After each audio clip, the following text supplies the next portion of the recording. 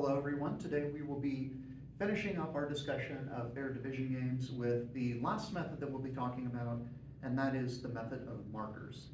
Now, the method of markers, kind of similar to the method of sealed bids in the sense that both of them are methods of dividing discrete assets.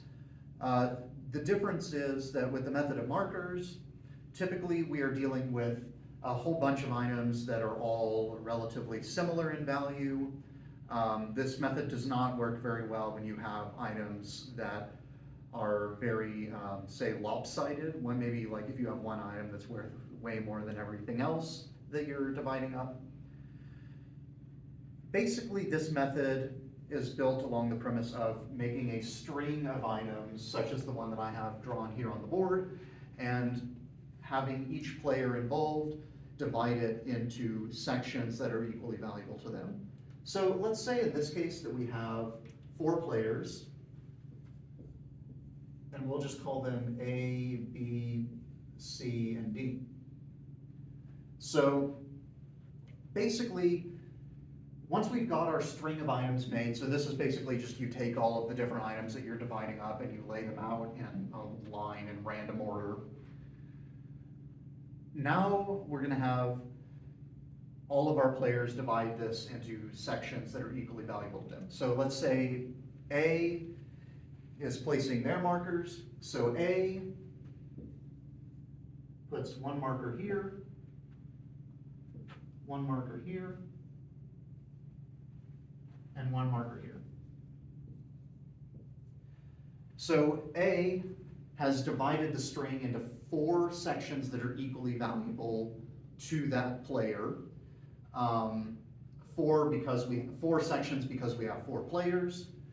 Basically what A is saying by putting their markers here is that 1 and 2 are equally valuable as 3 through 6, which are equally valuable as 3 through 7, or sorry, 7 through 11, which are equally valuable as item 12. Now, let's say B places their markers here, here, and here. C places their markers here, here, and here. And D places their markers, let's say, here, here, and here.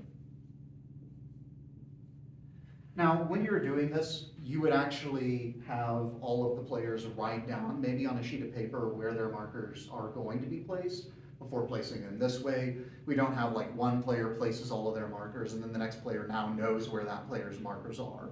The idea is you don't want the players to know where each other's markers are going to be until right before you start the division process. So once we've got all the markers put down, the first thing that we're going to do is we are going to figure out whose marker 1 comes first. So in this case, the first marker 1 that we see is for player C. So what we're going to do is basically we are going to give player C everything up to their first marker. So in that case, that would just be item 1 goes to player C.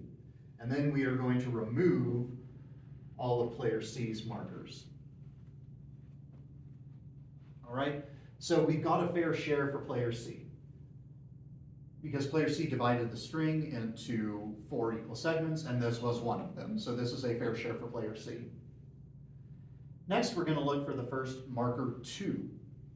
So if we go down the line, the first marker 2 that we see is for player C, but we've crossed that one out because player C's already got their fair share. So the next one that we see is for player B. So what we're going to do is we're going to give player B everything between their markers 1 and 2. So in this case, that would be items 4 through 5. These are going to go to player B. So why are we going between markers 1 and 2 and not just going everything up to marker 1 for player B? Well, because part of what goes up to marker 1 for player B is already taken. So the next full segment that's a fair share for them is between B1 and B2. So now we can go ahead and remove all of player B's markers. Now we're going to look for the first marker 3. And B and C are already crossed out, so that would mean D is the first marker 3 that's still available. So we're going to give D everything between their markers 2 and 3. So in this case, that would be items 8, 9, and 10. So this is going to go to player D. And then the last thing that we're going to do is we are going to find where the last marker in the line is. And in this case, that's A, marker 3. So A is going to get everything from that marker to the end. So this would be item 12, which is going to go to player A. So at this point, everyone has a fair share. So everyone is happy with what they're getting at least. So now you'll notice that we have 5 items left that haven't been handed out. So 2, 3, 6, 7, and 11. So what we're going to do at this point is we're going to randomly divide all of these between the 4 players. So random,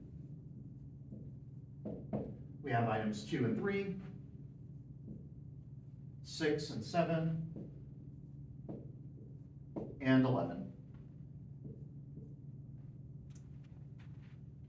Once again, this method works best when all the items are relatively similar in value, and this works very well, however, whenever we are dividing discrete assets, and especially when we're dealing with 3 or more players. This is a really effective method for doing this. Thank you for watching, and of course, as always, if you have questions, feel free to let me know.